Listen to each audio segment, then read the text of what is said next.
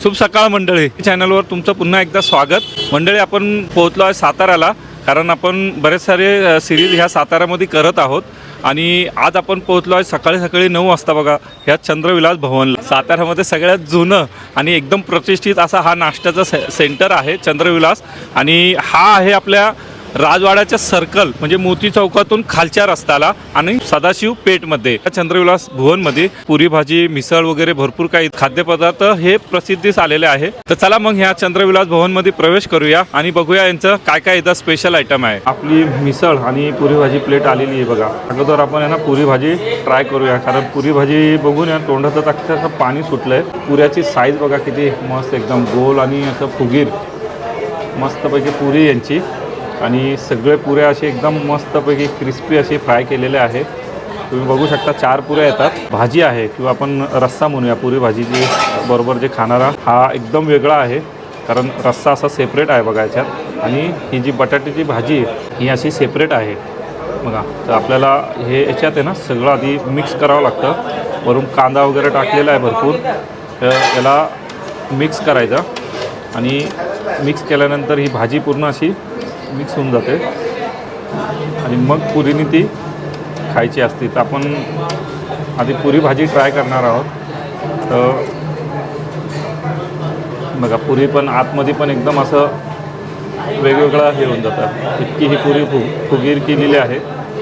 मस्त अशी पुरी भाजी तुम्हाला इथं खायला मिळणार सकाळची। त्याच्यावर असं लिंबू वगैरे टाकूया मस्त, ट्राय करूया बघा। सुगंध इतका जबरदस्त येतोय ना, आणि बघितल्या तुमच्या तोंडात पाणी नक्कीच येणार, ही गॅरंटी आहे माझी। पुरी पूर्ण 100% चांगल्या तेलातली आहे, तेलाचा वगैरे अजिबात वास वगैरे काही येत नाही आहे। एकदम चांगल्या असा कंपनीचा ब्रँडेड तेल असावा। रस्सा जर बघितला तुम्ही मिक्स केल्यानंतर एकदम मस्त असा माइल्ड येते, आणि थोडंसं जरा तिखटपणा आहे। इथले लोक इथं जास्त तिखट खात आहे का तुमचे लोक, आहे ना? जास्त तिखट खात आहे, पण थोडंसं तिखटपणा आहे याच्यात, तरी कमी आहे पण तिखटपणा आहे। तर आपण फक्त भाजी ट्राय करूया। जी पुरी भाजीची जी भाजी आहे ती एकदम साधेसुधेपणात बनवलेली आहे, पण मसाल्यात काहीतरी यांचं सिक्रेट आहे, कारण तोंडात गेल्यानंतर आहे ना रस्सा असं मसाले आहे ना असं आतमध्ये जाऊन बस्ट करताय बघा। आणि वरून ही अशी त्यांनी सेपरेट अशी तरीदार रस्सा दिलेला आहे बघा। तरीदार रस्सा पण देतात ते, जबरदस्त टेस्ट आहे पुरी भाजीचा। आता आपण मिसळ ट्राय करूया, आणि एकदा नक्कीच त्यांना आपण विचारूया का तुमची पुरी भाजीचं सिक्रेट काय आहे, कारण खूप वेगळी अशी त्यांची भाजी आहे। आता आपण हे ट्राय करूया मिसळ। असं इथं आधी तुम्हाला मागच्या व्हिडिओत सांगितलं आहे का खूप जाड वगैरे शेव जास्त यूज होते इथं, आणि वरून बारीक शेव पण आहे, कांदा वगैरे आहे, कोथिंबीर वरती टाकलेली आहे, आणि याचे जे बुंदीचे जे दाणे आहे ना फ्राय केलेले, जे आपण याच्यात पाणीपुरीमध्ये खातो बघा, ते दाणे याच्यात टाकलेले आहेत। आणि मिसळबरोबर एक सिंगल पाव दिला जातो, आणि रस्सा तुम्हाला कॉमन आहे मिसळला पण आणि पुरी भाजीला पण। तर चला आपण आहे ना मिसळ ट्राय करूया मिसळ। आणि विशेष म्हणजे ना यांच्या पुरी भाजीच्या भाजीमध्ये आणि मिसळमध्ये मटकी हा नावाचा प्रकारच नाही, कारण आपल्या महाराष्ट्रात इतर ठिकाणी मटकी वगैरे भरपूर टाकतात, तर इथं मटकी वगैरे असा काही प्रकार याच्यात नाही आहे, तरी एवढी मस्त ह्या भाजीची चव येते।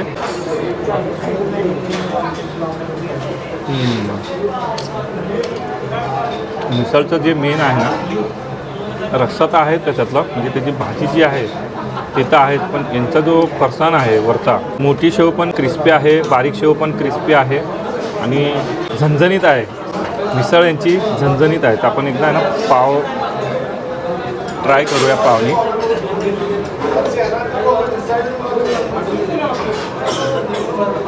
हे सातारकरांचा आहे ना, हा जो मसाला आहे सातारकरांचा हा जाणवतोय तोंडात अक्षरशः, म्हणजे झणझणीतपणा जाणवतो। आता आपण एकदा पावबरोबर ट्राय करूया, बघूया कसं वाटतंय। पावासोबत जर खाल्ली तर थोडीशी मिसळ आहे ना तुम्हाला माईल लागेल, थोडासा किंचित असा तिखटपणा कमी होईल, पण आहे याच्यात सातारकरांचा झणझणीतपणा नक्कीच आहे. फटाके फुटत आहे चांगल्यापैकी.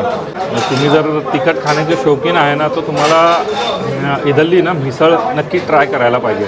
तुमचा नाश्ता सकाळचा एकदम जबरदस्त होईल. आणि एवढं सगळं तिखट वगैरे खाल्ल्यानंतर शेवटी आपण मागवला आहे बघा शिरा. पण शिरा हा यांचा साधा आहे, कारण तुपातला शिरा फक्त रविवारीच असतो यांच्याकडं. आपण आज सोमवारी आलो त्याच्यामुळे आपल्याला हा शिरा साधा मिळाला. रविवारी आले तर तुपातला शिरा मिळतो. आपण शिरा पण ट्राय करूया.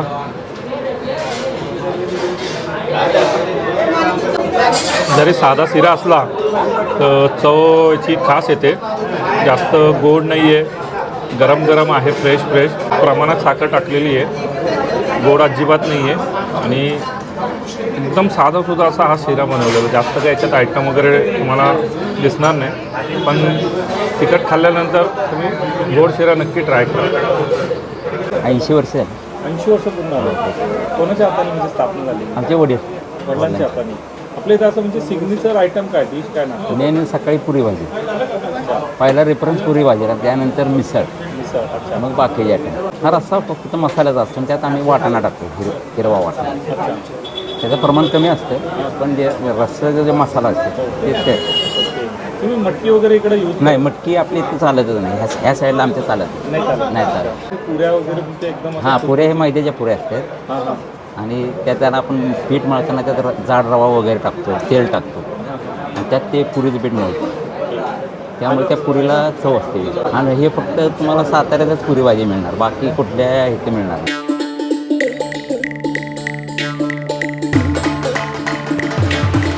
आपण ह्या साताऱ्याच्या नेक्स्ट ठिकाणी पोहोचलो आहोत. आपण बघत आहात मागं जसं हा आहे साताऱ्याचा आणखीन एक सुप्रसिद्ध रेस्टॉरंट, ज्याला सुपनेकरचा वडा या नावाने ओळखला जातो.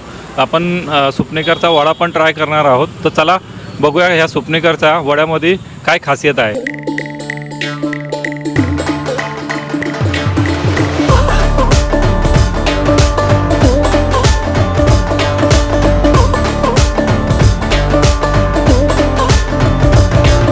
सुपनेकरचा स्पेशल वडा आणि चटणी आणि पॅटीस घेतला आहे उपासाची, ते पण चटणीबरोबरच देतात. आणि ह्यांचा हा दहीवडा जो खूप फेमस आहे बघा. म्हणजे सगळेच आयटम तसे फेमस आहे इथले. वडा एकदम आतमध्ये बघा असं चटणी वगैरे, आवरण पण चांगलं आहे.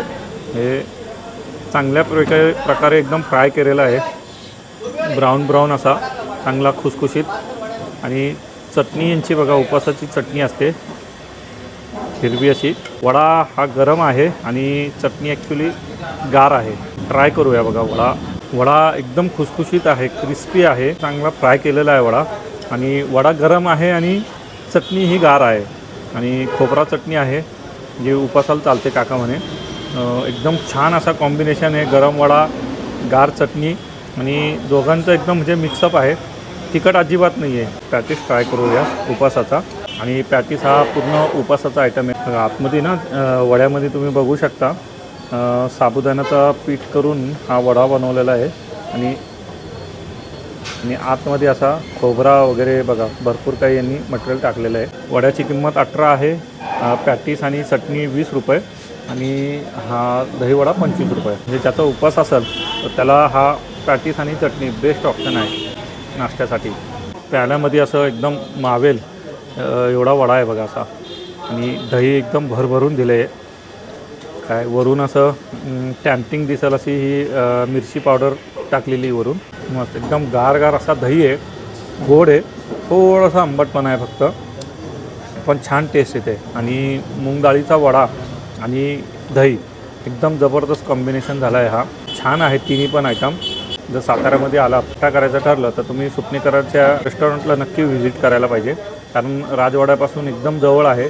मागं मनपाचं ऑफिस आहे. सातारकरांनी कोणी इथला नाश्ता केला आहे किंवा नाही केला आहे हे कमेंट करून नक्की सांगा. आणि अजून एक नवीन काय स्पॉट असेल तर ते पण कमेंट करून नक्की सुचवा. चला लवकर फिनिश करूया आणि भेटूया तुम्हाला अजून पुढच्या नवीन फूड प्लेसवर.